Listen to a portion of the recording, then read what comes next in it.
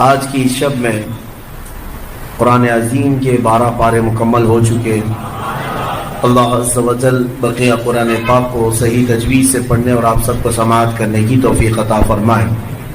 میرے عزیزو، آج سورہ ہود کی تلاوت مکمل کیا اور پھر سورہ یوسف کی تلاوت ہم نے کی ہے، جس کا بعض حصہ سورہ ہود یہ 11ویں پارے کے اخیر سے شروع ہوتی ہے۔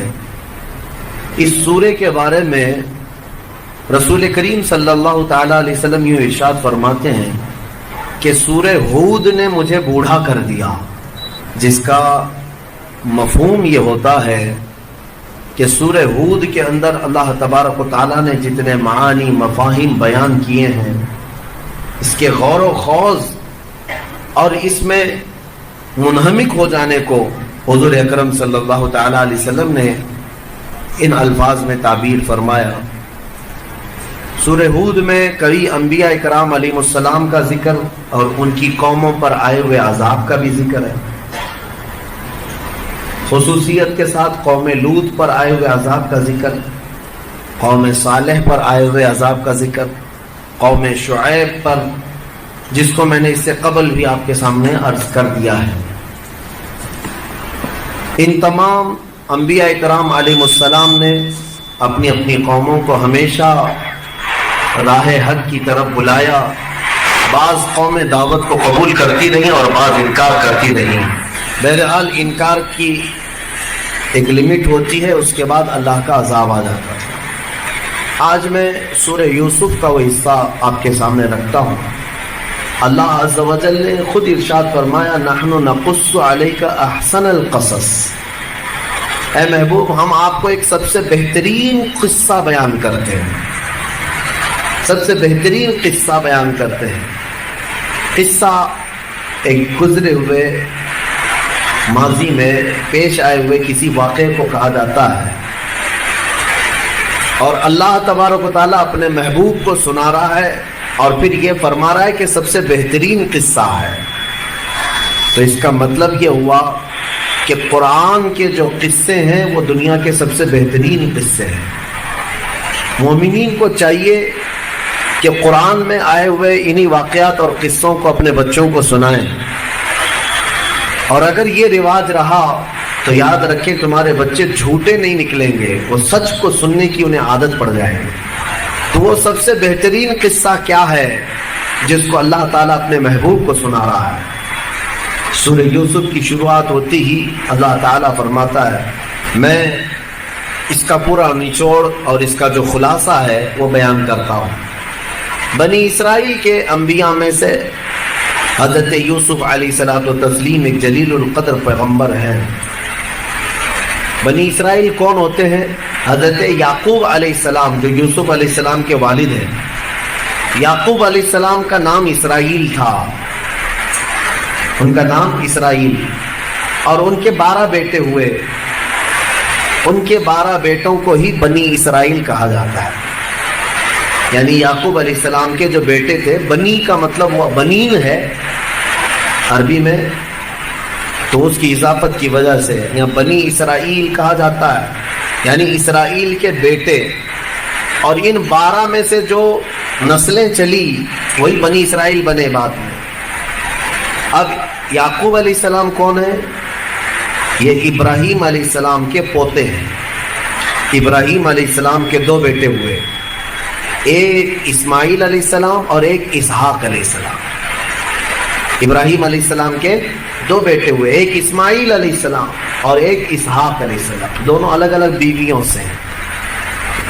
اسحاق علیہ السلام سے پھر یعقوب علیہ السلام پیدا ہوئے، یعقوب علیہ السلام سے یوسف علیہ السلام، اور پھر ان کی نسل میں ہزاروں نبی آئے، ہزاروں انبیاء آئے۔ داؤد علیہ السلام، سلیمان علیہ السلام، موسیٰ علیہ السلام، عیسیٰ علیہ السلام، یہ جتنے انبیاء آئے ہیں یہ انہی کی نسل میں آئے، اسحاق علیہ السلام کی نسل میں آئے۔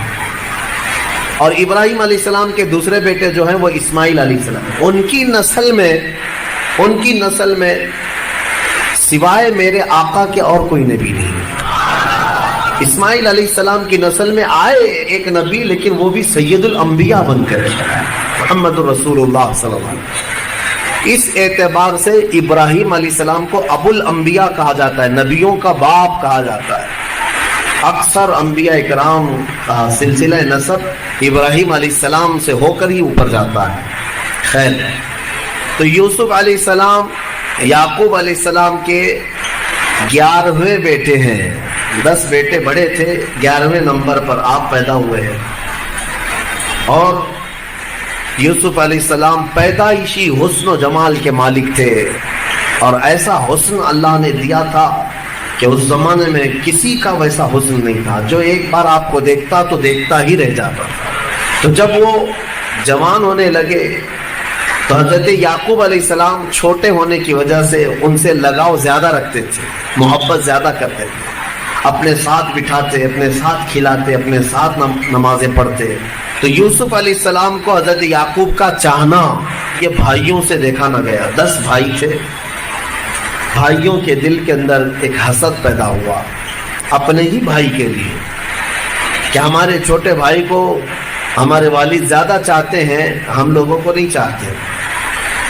باپ سب کو چاہتا ہے، لیکن کسی سے لگاؤ زیادہ بڑھ جاتا ہے، انسانی فطرت ہے، انسانی فطرت کا یہ تقاضا ہے۔ آپ کے بھی اگر 4 بیٹے ہوں تو کسی ایک بیٹے سے لگاؤ ہو جاتا ہے۔ اس کا مطلب یہ نہیں کہ باقی بیٹے نہیں ہیں، لیکن دوسروں کے دلوں کے اندر یہ حسد شیطان پیدا کرتا ہے۔ ان 10 بھائیوں کے دلوں میں یہ حسد آ گیا، چیمی گوئیاں چلتی رہیں، باہر باتیں چلتی رہیں۔ پھر ہوا بھی ایک دن ایسے کہ یوسف علیہ السلام کو اپنے باپ کی آنکھوں سے دور کرنے کا پلان بنانا شروع کیا، منصوبہ سازی کرنے لگے۔ اس سے پہلے ایک بات میں آپ کو بتا دوں، یوسف علیہ السلام نے ایک رات سو کر اٹھنے کے بعد اپنے والد سے کہا کہ میں نے کل رات ایک خواب دیکھا ہے، انی رأیت 11 کوكبا والشمس والقمر رأیتهم لی ساجدین۔ یوسف علیہ السلام نے اپنے والد سے کہا کہ ابا میں کل رات کو دیکھ رہا تھا 11 ستارے اور ایک سورج اور ایک چاند مجھے سجدہ کر رہے تھے۔ یوسف علیہ السلام نے خواب میں دیکھا، چھوٹی عمر میں دیکھا۔ یعقوب علیہ السلام اسی وقت اپنے بیٹے سے کہتے ہیں، بیٹا یہ خواب کسی کو بیان مت کرنا، لا تقصص رؤیاک علی اخوتک، خاص کر تیرے بھائیوں کو مت بیان کرنا، پھر وہ شرارت کریں گے، اس لیے کہ اس خواب کی میننگ، اس خواب کی تعبیر بہت اعلیٰ ہے۔ بہرحال یہ بچپن کا دیکھا ہوا خواب تھا، تعبیر تو ہونی تھی، لیکن اس سے پہلے بھائیوں نے یہاں پر مکر کیا، منصوبہ کیا، سازشیں کی، شیطان ان کے ساتھ شریک رہا، شیطان پلاننگ میں ساتھ میں بیٹھتا۔ شیطان نے ہی ان 10 بھائیوں کو منصوبہ بتایا، ایک کام کرو، یوسف کو جنگل میں لے جاؤ، گھومنے پھرنے کے بہانے جاؤ، اور وہاں جا کر کے یوسف کو ذبح کر دو، ختم کر دو، اور پھر آ کر کے کہہ دینا کہ جانور کھا گیا۔ تو اگر اتنا کر لو گے تو یوسف کا کام تمام ہو جائے گا، تم سب کے سب اپنے باپ کے محبوب بیٹے بن جاؤ گے۔ ان 10 نے حسد کے مارے وہ پلاننگ کر لیا، لیکن یہ مسئلہ تھا کہ یعقوب علیہ السلام ان کے ساتھ بھیجیں گے کیسے یوسف علیہ السلام؟ سب 10 کے 10 پلان بنا کر کے آئے، کہا کہ ہم جاتے ہیں تفریح کے لیے، گھومنے کے لیے، جنگل جائیں گے، سارے لوگ جا رہے ہیں، آپ یوسف کو بھی ہمارے ساتھ بھیجیے۔ والد نے کہا نہیں، میں نہیں بھیجوں گا، مجھے اس بات کا اندیشہ ہے کہ تم جو ہے میرے اس بیٹے کی حفاظت نہیں کر پاؤ گے۔ تو ان سبوں نے مکر کر کے کہا، آپ بھی کیا بات کرتے ہیں والد گرامی، ہم سگے بھائی ہیں، ونحن عصبہ، ہم اس کے بھائی ہیں، ہم یوسف کو اسی طرح سے جانے دے دیں گے؟ ایسا کیسے ہو سکتا ہے؟ 10 لوگ ہیں ہم اس کی حفاظت کے لیے۔ باتیں بنائی، یعقوب علیہ السلام نے بھیج دیا۔ یوسف علیہ السلام کو جب ان بھائیوں کے ساتھ بھیجا تو یہ 10 لوگ لے کر کے جنگل میں آئے۔ اپنے منصوبے کے اعتبار سے مارنا تو تھا، لیکن پھر بھائیوں نے مشورہ کیا، لا تقتلوا یوسف، یوسف کو قتل مت کرو، وَأَلْقُوهُ فِي غَيَابَةِ الْجُبِّ، بلکہ ایک اندھیرے کنویں میں ڈال دیا جائے، ایک کسی کنویں کے اندر ڈال دیتے ہیں، مارنا بیکار ہے۔ تو وہ ڈرے بھی تھے، मारने का उनका इरादा कैंसिल हुआ और उन लोगों ने हजरत यूसुफ अलैहिस्सलाम को पकड़ करके जंगल के अंदर एक वीरान कुआं था, उस कुएं में धकेल दिया। उसमें जहरीले सांप भी थे, कीड़े भी थे, पुराना कुआं था।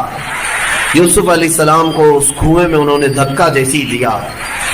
रिवायत में है कि यूसुफ अलैहिस्सलाम कुएं में अभी नीचे गिरने ही वाले थे, उससे पहले ही आसमानों से जिब्राइल अमीन तशरीफ लाए। जिब्राइल अलैहिस्सलाम ने अपने हाथों से उन्हें थाम लिया और कुएं में ही एक महफूज जगह पर बिठाया और सारे मूजी जानवरों को, कीड़े मकोड़ों को, सांपों को कह दिया गया कि यूसुफ को अल्लाह ने अपना रसूल बनाया है, नबी बनाया है, तुम सबके सब इनके एहतराम में लग जाओ, इनकी हिफाजत में लग जाओ। तो कोई वहां पर कीड़ा मकोड़ा यूसुफ अलैहिस्सलाम को गजन नहीं पहुंचाया, बल्कि सब हिफाजत पर लगे हुए थे। वो कादिर मुतलक जिससे चाहे अपने बंदों की हिफाजत करे। तो यूसुफ अलैहिस्सलातु तस्लीम को कुएं में महफूज बिठा दिया गया। और इधर भाइयों ने क्या किया, भाई सारे आए और एक लोमड़ी को पकड़ा और उसको काट दिया और उसका खून जो है यूसुफ अलैहिस्सलाम के जुब्बे को लगा दिया। जुब्बा उन्होंने निकाल लिया था, खून में उनका जुब्बा लथपथ कर दिया, अपने भी कपड़े थोड़े खून में रंग दिए और सब के सब शाम को रोते धोते चिल्लाते अपने बाप के पास आए। कहा गजब हो गया, हादसा हो गया, हम खेल रहे थे, यूसुफ के पास एक भेड़िया आया और उन्हें उठा ले गया। हम बचाने की बहुत कोशिश करते रहे लेकिन भेड़िया खा गया। ये देखिए उनके कपड़े खून में लगे हुए हैं, हम भी खून में लथपथ हैं। याकूब अलैहिस्सलाम इनकी बातों को सुनते रहे। कुरान कहता है वजाऊ अबाहुम इशाअन यबकून क़ालू या अबाना इन्ना ज़हबना नस्तबिक़ु व तरकना यूसुफ इंद मताइना फ़अकलहु ज़िब। भेड़िया खा गया और आप शायद यकीन न करेंगे लेकिन यही सच है हमारे बाप, ऐ वालिद गिरामी यही सच है। अब करते क्या, हजरत याकूब अलैहिस्सलाम सब्र कर रह गए और बहुत गम के आलम में रोए। याकूब अलैहिस्सलाम इतना रोए अपने बेटे की जुदाई में कि उनकी आंखें चली गई। हजरत याकूब अलैहिस्सलाम की आंखों की बीनाई खत्म हो गई और उसके बाद प्लानिंग जिस काम के लिए की गई थी वो उल्टी पड़ने के लिए, तो ये भी देखने के लिए गए अजीज मिस्र और उसकी बीवी।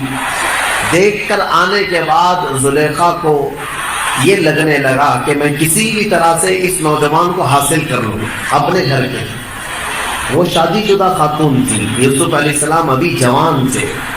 तो जुलेखा ने अपने शोहर को इसरार किया कि किसी तरह यूसुफ को खरीदा जाए। कीमत जो लगी वो उस जमाने में मिस्र की आधी सल्तनत के करीब। अजीज मिस्र ने अपनी आधी दौलत देकर यूसुफ अलैहिस्सलाम को खरीद लिया जुलेखा की इसरार पर। हजरत यूसुफ अलैहिस्सलाम को किस लिए खरीदा था? जुलेखा की जो नीयत थी वो कुरान कहता है कि वक़ज़ालिक मक्कन्ना ली असा अन नत्तखिज़हु वलदा। जुलेखा ने ये कहा था कि हम अपना बेटा बना लेंगे यूसुफ को, हमारे घर में औलाद नहीं है। खरीद करके लाया गया और अपने घर पर रखे। यूसुफ अलैहिस्सलाम अजीज मिस्र के घर पहुंचे हैं। ये सफर यूसुफ भी देखो कहां से कहां। यूसुफ अलैहिस्सलाम को अजीज मिस्र के घर पहुंचाया। जुलेखा की दिन ब दिन मोहब्बत बढ़ती गई, यहाँ तक के कुरान कहता है कद शगफ़हा हुब्बा, वो यूसुफ अलैहिस्सलाम की मोहब्बत में डूब गई, बेपनाह मोहब्बत करने लग गई। अब मोहब्बत का अंजाम फिर एक दिन ऐसा हुआ कि एक बंद कमरे में जुलेखा ने हाथ बढ़ाया यूसुफ अलैहिस्सलाम की तरफ। तो यूसुफ अलैहिस्सलाम ने अपना दामन छुड़ाया और उस घर से बाहर निकलने लगे। जुलेखा ने पीछे से दामन पकड़कर खींचा तो आपका दामन मुबारक थोड़ा सा फट गया, लेकिन एक गुनाह या एक खता की तरफ नबी कभी तवज्जो भी नहीं कर सकते, तसव्वुर भी नहीं हो सकता। ये है